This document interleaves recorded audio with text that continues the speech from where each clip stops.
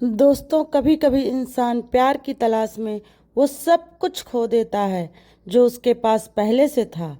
आज की ये कहानी एक ऐसे शख्स की है जो न पत्नी को छोड़ सका और न गर्लफ्रेंड को खोना चाहता था।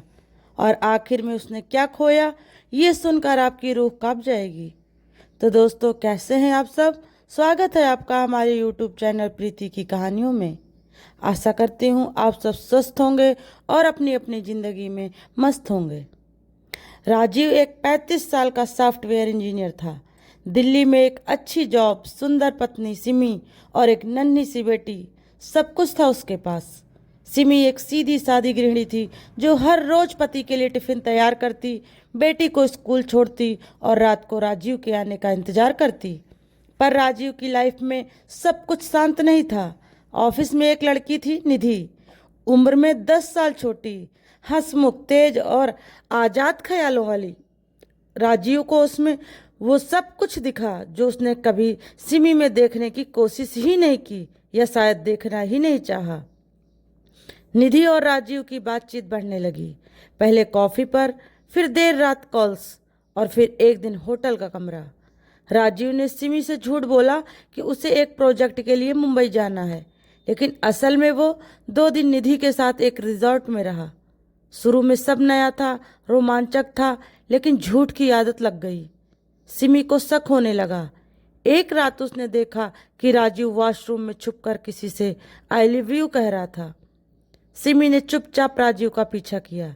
एक दिन ऑफिस के बाहर खड़ी रही। शाम को उसने देखा कि राजीव और निधि एक ही कार में कहीं जा रहे हैं।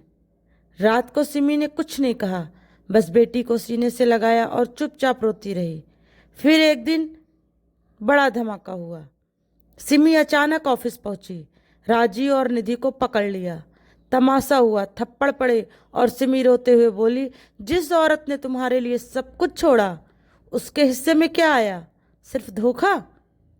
राजीव ने घर लौटने पर पाया कि सिमी बेटी को लेकर मायके चली गई थी।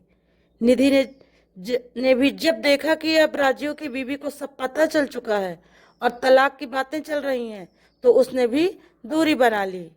मैं किसी शादीशुदा आदमी के साथ नहीं रह सकती, निधि ने कहा और नौकरी छोड़ दी। अब राजू पूरी तरह अकेला था। 6 महीने बाद तलाक हो गया। कोर्ट ने बच्ची की कस्टडी सिमी को दे दी। राजीव ने कई बार बेटी से मिलने की कोशिश की, पर सिमी ने कहा, जब तक मेरी बेटी समझदार नहीं हो जाती, उसे तुमसे दूर ही रहना चाहिए। राजीव टूट चुका था। ऑफिस में डिप्रेशन, दोस्तों से दूरी, शराब की लत, सब कुछ बदल गया। एक दिन राजीव बहुत नशे में था। रात के 2 बजे तेज बारिश हो रही थी।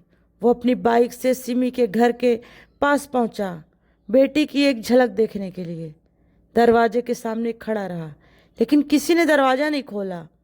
वो लौटने लगा, तभी अचानक एक तेज ट्रक आया और उसको टक्कर जोरदार हो गई। राजीव जमीन पर पड़ा था, खून में लथपथ। अस्पताल पहुंचाया गया, लेकिन डॉक्टरों ने कहा बहुत देर हो चुकी है, अब राजीव जीवित नहीं है। उसके मोबाइल पर आखिरी कॉल सिमी के नाम की थी। राजीव की जेब से एक मुड़ी हुई चिट्ठी मिली। उसने अपनी बेटी के लिए लिखी थी, प्यारी गुड़िया, पापा गलत थे, पर तुम मेरी सबसे बड़ी खुशी हो। जब बड़ी हो जाओ तो ये चिट्ठी पढ़ना। मैं हमेशा तुम्हारे साथ हूँ, तुम्हें आशीर्वाद बनकर तुम्हारे साथ हूँ। तो दोस्तों, इस कहानी से यही सीख मिलती है कि प्यार में ईमानदारी सबसे ज़रूरी है। रिश्तों को झूठ के सहारे नहीं चलाया जा सकता, वरना अंत में सिर्फ पछतावा ही रह जाता है।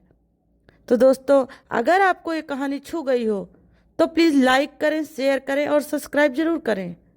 और कमेंट में बताइए कि अगर आप सिमी की जगह होते तो क्या राजीव को माफ़ कर देते? तो दोस्तों, फिर मिलते हैं।